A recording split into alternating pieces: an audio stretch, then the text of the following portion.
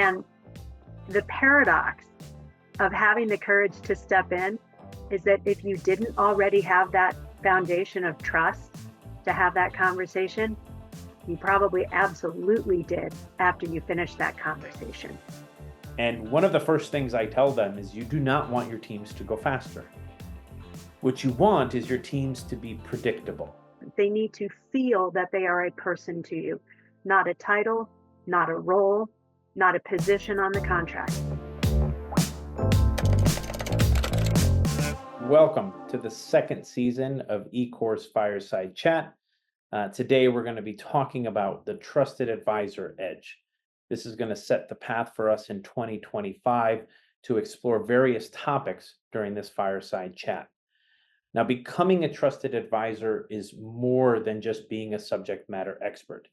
It's about building strong, trust-based relationships that drive influence, leadership, and professional growth. In this session, I will explore with our guest more about this trusted advisor topic. I'm very excited to introduce Noelle Mykolenko, the CEO of Trusted Advisor Associates. Noelle, did you want to give us an introduction to yourself? Absolutely. Dan, thank you so much for having me on. I'm excited to be working with eCore and with you on this Fireside Chat. I am, as you mentioned, the CEO of Trusted Advisor Associates. I started off actually as a client of Trusted Advisor about 20 years ago, 15 years ago. I'll be kind to myself. I was a partner in a consulting firm and came across a Trusted Advisor workshop, attended with a few colleagues, and we looked at each other at the end of the workshop and said, wow, this is what has really been missing from our practice and our ability to help our clients thrive in an entirely new way. So we brought Trusted Advisor into that company. I led an internal training program around it for about 3 years and then moved on into different roles in the company. When I left my last corporate job, which was I was director of client development globally for a multinational IT outsourcer, the first phone call I made was to Charlie Green and Trusted Advisor Associates. So I've been here now for full time for over 10 years. Charlie Green, one of the co-authors of the original book, founded the company, and he retired during the pandemic and graciously handed the reins over to me. So I'm excited to bring my 15 plus years of knowledge and on top of everything that Charlie's been doing with trust the last 25 years. That's an amazing story, amazing background to how things get going. And many times we have to be the student before we're able to help drive it. So I love that story. And as many of you know, introducing myself again, that I work as a managing director here for eCore in North America. And we've been really partnering heavily with our clients to make sure that the solutions that they are implementing are gaining the results that they have. And we reached out to the Trusted Advisor Associates to help us with changing the mindset and getting some of these skills and some of these tools. And that's what yielded us to have this conversation today. It was incredibly empowering to learn, not only myself, some new things, refreshers, and learn some new things that I've known before, but also to see folks in the empowerment they have when they learn about this topic. So let's dive in a little bit. Let's first maybe define that role. What is a trusted advisor? How would you define that? It's a great question. It gets bandied about all the time. I hear people talking constantly about how they're trusted advisors to their clients. The easiest way for me to define it is really quite simple. A trusted advisor is a safe haven for tough issues, not a safe haven for tough issues for which I have a product or service, but just a safe haven. It's somebody who is interacting with their client in a way that their client feels they can come to them with any challenge, personal challenges, professional challenges, and they know that they have somebody who has their best interest at heart, who really cares about their well-being, and who's willing to be there as a sounding board, whether or not they're giving them advice. Really interesting way that you're putting it and the way that you're articulating beyond that SME based, that subject matter expert base. we were talking about this before, but as an agile coach and somebody who helps people on how to ways of working, we often get very close with the clients that we work with. I recall one in particular where we're coming in and there's a set of teams which are not operating optimally. Big challenge ahead of them, big milestones. We've all been there where it's overly ambitious for the target deliverable, but the teams behind it, the business demands it, and we're trying to get together. And there was some optimization, better ways of communicating, better ways of teams integrating together. But as we started doing that, it was really came to the subject matter expertise allowed us to implement best practices. But really what cracked us becoming, and myself becoming a trusted advisor, is when we realized and had to have the discussion around it's not necessarily the people, it's not necessarily the process, it's not necessarily the tooling that we put in play or the solution. It's that, one or two of the leaders were not the right people to be leading this conversation. Mm, And wow. and the thoughts of how do you communicate this? It's not just the easy one of do you communicate it on a Monday or a Friday? It's is it over the phone? Is it in person? Is it over a meal? How do you do that? And how do you begin to understand how that person would like to perceive it, how they would like to receive it? Do we have to show them some data with it?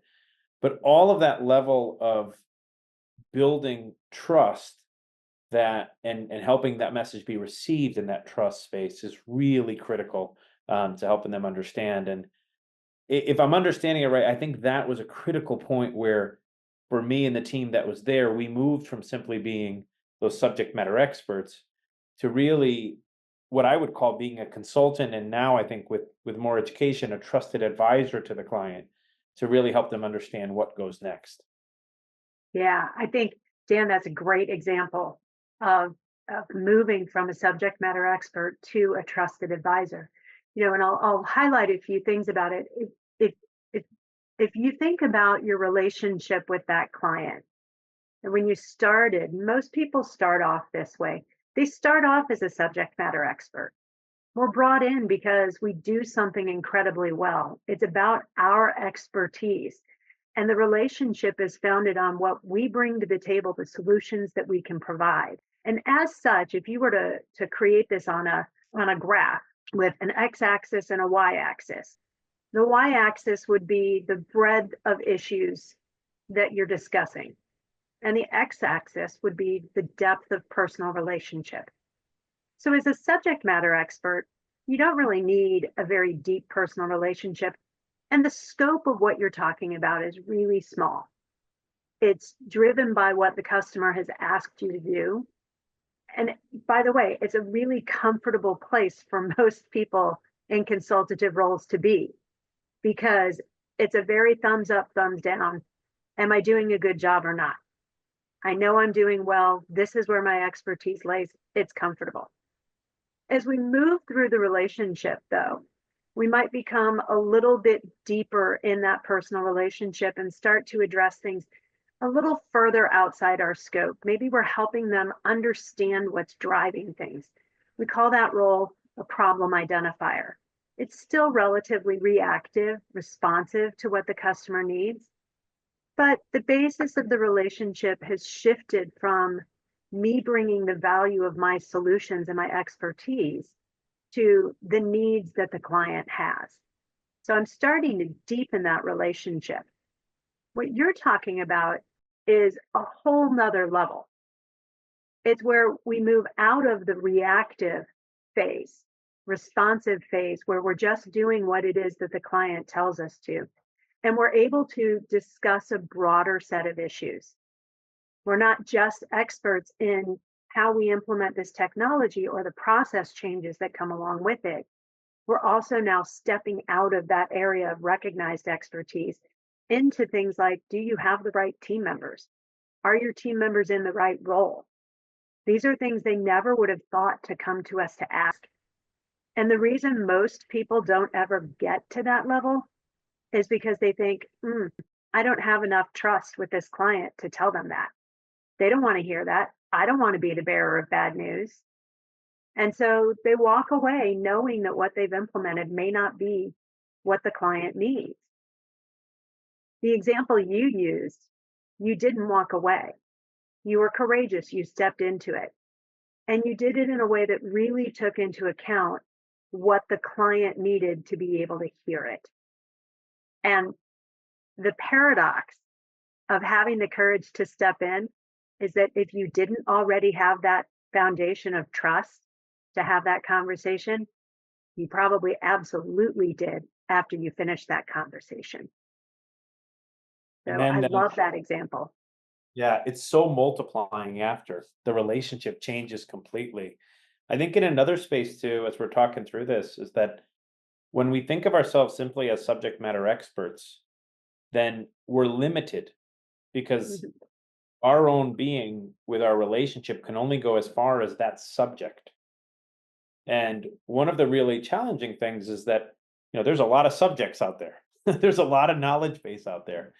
And as more and more of that knowledge base continues to become more available with automated intelligence, machine learning, all these beautiful buzzwords, as knowledge becomes more available to us, then now the conveyor of that knowledge and the relationship that you have to give that knowledge out becomes more important. Uh, we were talking earlier about customer service, and I was talking about how in my experience, a very tactical experience of getting coffee every single morning. So I have my favorite coffee place. My favorite coffee place has a drive-through. They have a mobile app, and they've basically automated most of the service level. Service level is pretty basic. 3 minutes before I want it, I put it in the app and I drive over and they have it for me. When that coffee shop wants to create a more personalized service level. They want their customer service. They want to be a trusted advisor almost to me as a coffee provider in a way. And I was mentioning this story to you, and I said that well, they started now. They draw some pictures on my cups, and they remembered my dog's name because she always wants a treat, and they have like these other have a great day and all this sort of things. And in the beginning, it was a little bit annoying, and now I kind of look forward to it. And I said, this is now the elevated uh, customer service. And you came out with something really. You said, no, this is an elevated people service. Can you talk more about how that people service comes with a trusted advisor relationship?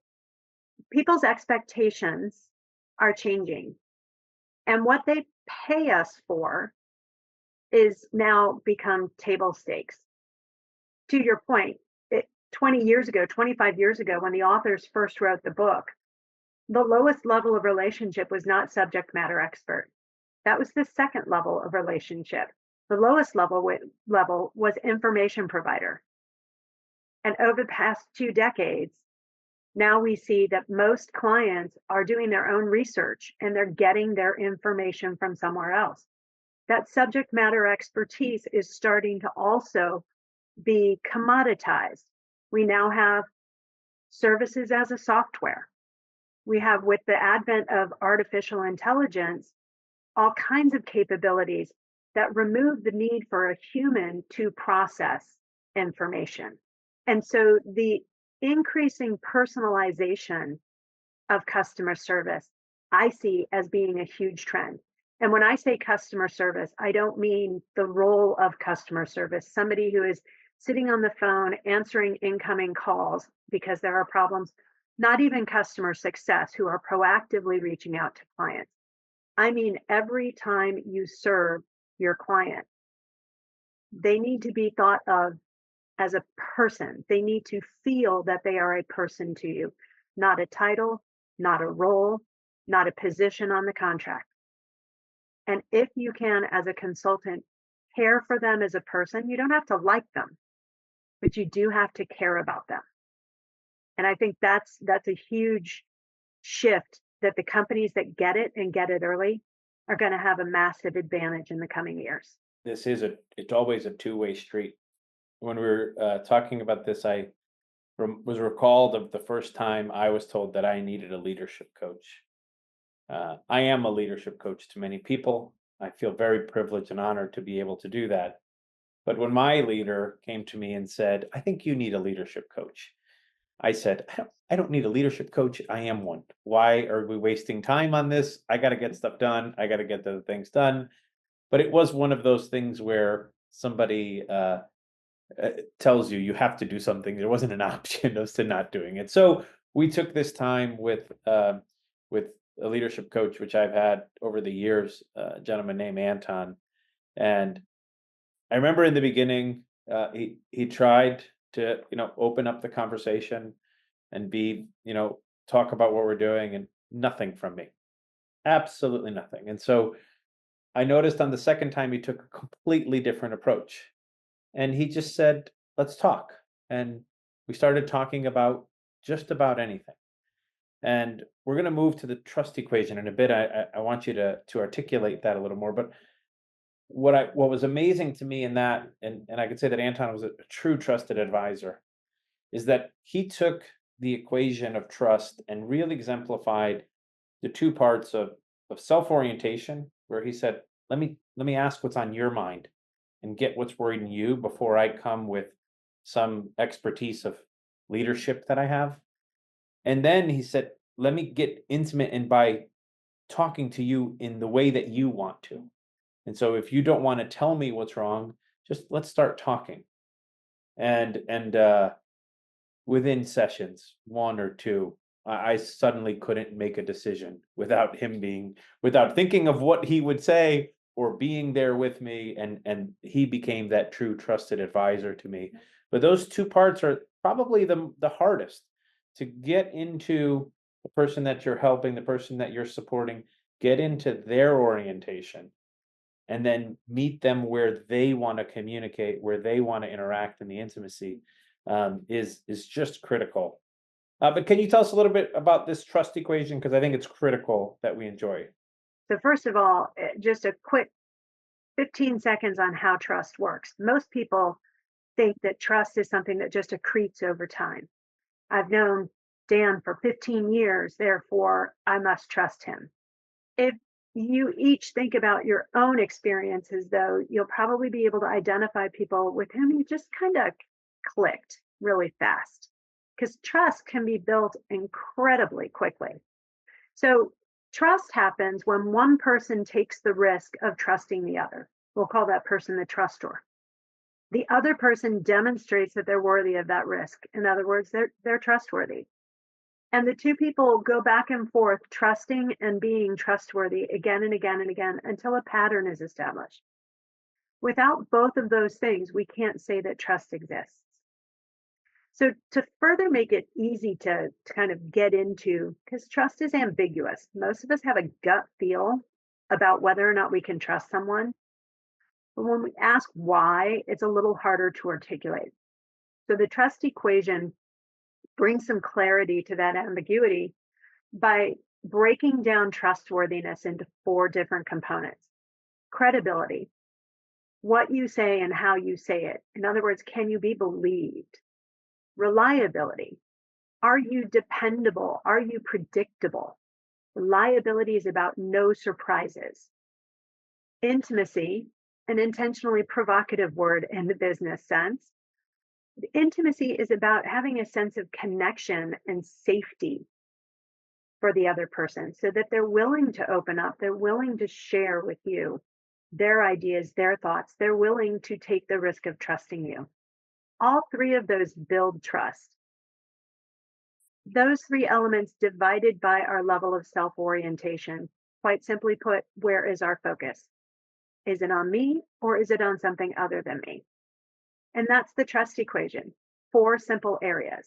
Let's look at those three parts. I think are really important.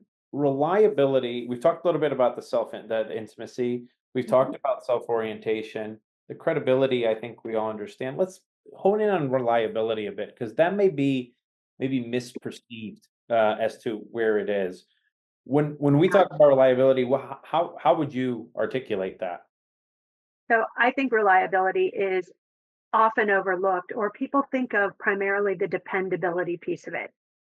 Do I follow through on the commitments that I make? And that's only part of reliability, because reliability is really, it's not just about following through on commitments.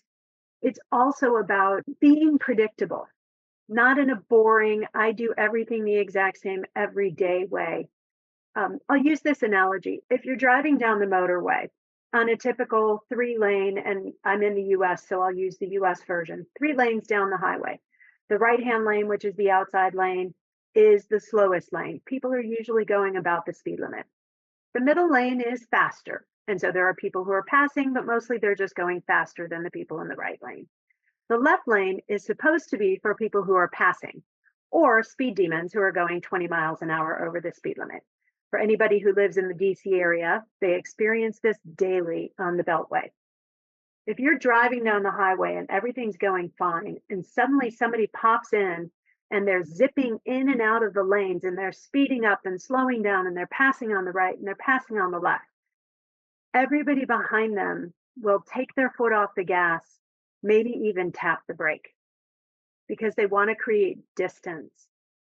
Because if I can't predict what you're going to do, I feel threatened. I don't feel comfortable with you. So it's tied in a little bit with intimacy. Predictability in the sense of helping people feel familiar with you, using their language, dressing the way they dress as appropriate, not in a weird stalker way, right? But making them feel like you are familiar to them, so that they feel that they can predict what's going to happen. The other really understated part of reliability is the need for constant communication.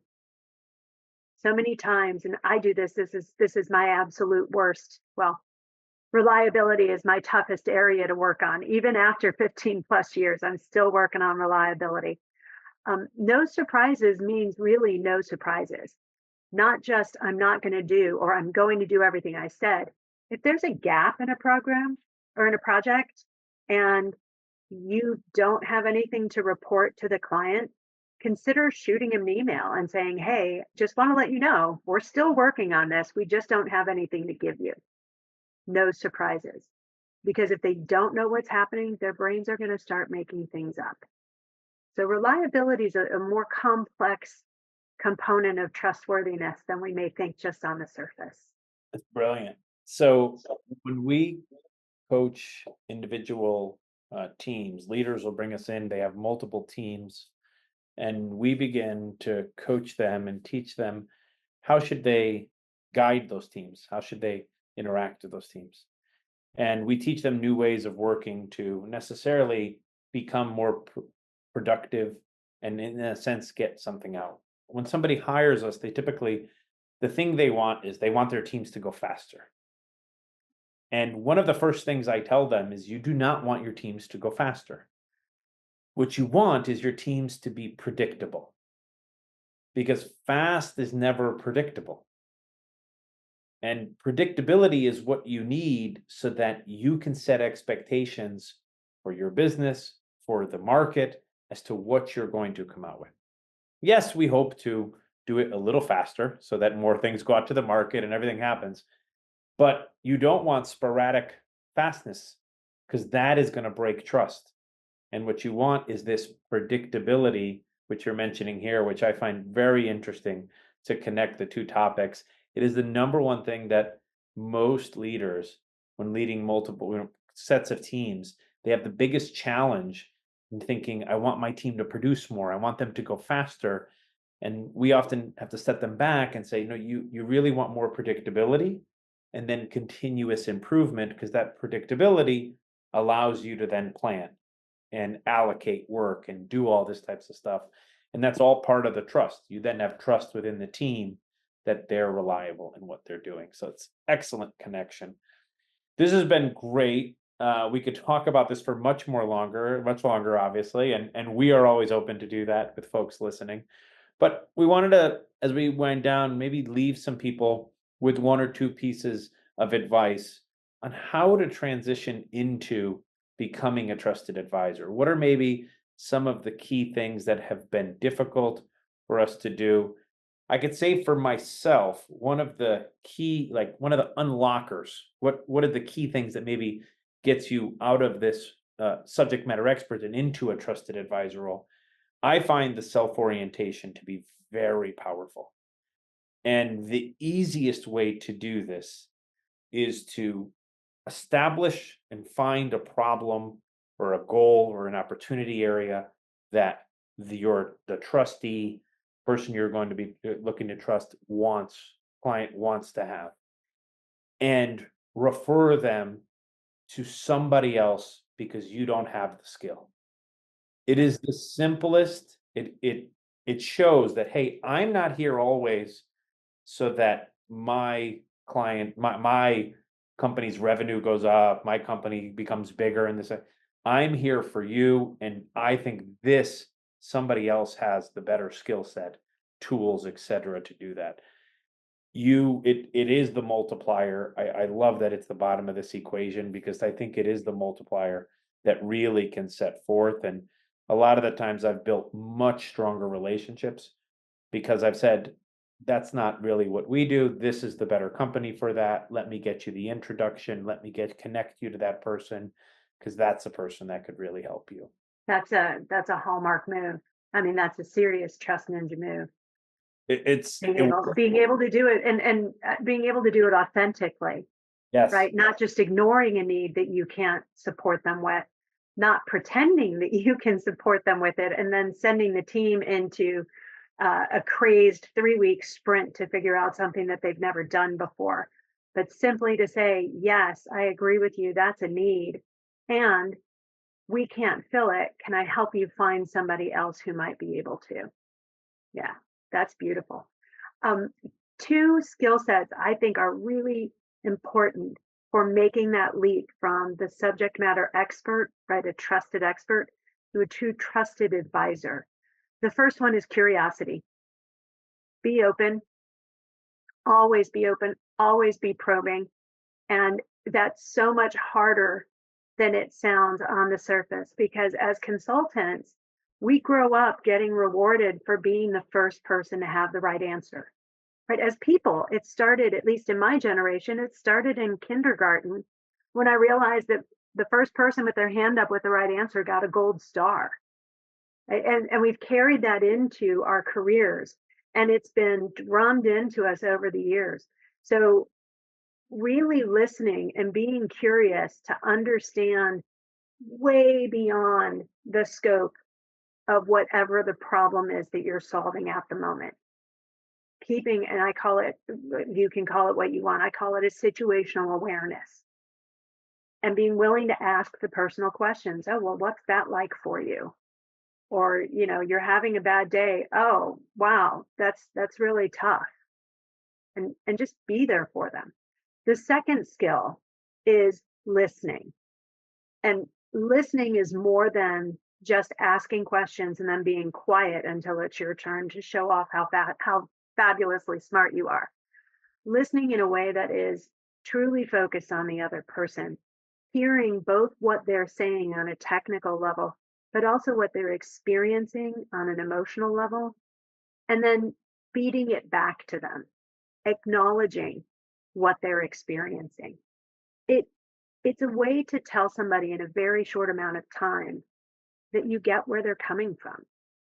But you have to do the listening first. You have to get curious. You do actually have to understand where they're coming from and then let them know that you get where they're coming from. I always say that having the right answer doesn't do us any good if the client's not going to listen to us. that is And they're so not true. going to listen. They're not going to listen to us if we don't demonstrate that we know where they're coming from. I laugh from experience of falling into that trap so many times. Noel, this has been amazing. I want to thank you for the guidance and time you have spent with eCore. It has been incredibly valuable to us as an organization, and starting to use the definitions that we've talked about today, the equations and the concepts, has just changed the way that we think about both internal and external communication and relationships that we have. So I just want to thank you for the time here today and also the time that we've spent. For others that want to possibly engage in stuff as we did at eCore, did you want to kind of give a little bit about how they can engage with you? Sure. Um, who doesn't want to stump for their own company, right? Thank you for the opportunity. You can reach out to us at trustedadvisor.com. That's our email or that's our URL, excuse me. Uh, Feel free to sign up for our communications. We have a newsletter, we have Twitter, X, I guess, Facebook, all the LinkedIn, all of the social media. And you can explore everything from the blog posts and articles that we have about literally everything having to do with trust. We've been doing this for 25 years. We also do workshops. We have self paced online learning. We have virtual and in person sessions. So if you're looking to either increase your own understanding of how to build trust, or looking for how can we get our team operating in a more trustworthy way, we're here to help. And thank you. I appreciate the opportunity for that. Anytime at all. And for those that are listening, more to come from the fireside chat. What we've done here today is we wanted to set the standard by beginning this year and in season two by talking about becoming a trusted advisor. For the rest of this season through the year of 2025, we're going to be bringing in new and emerging technologies, the use of machine learning, the use of AI that are helping to solve business problems. But what we have sensed in the market is that there's a lot of technology out there, but that technology many times will need a higher level of people satisfaction and trusted advisor relationships, as we've talked about today, to really enable it. So, as always, we're going to continue this conversation. Please make sure to follow us, and we look forward to having more later this year. Thank you for the time. Thank you again, Noelle. Thank you, Dan. It was a pleasure.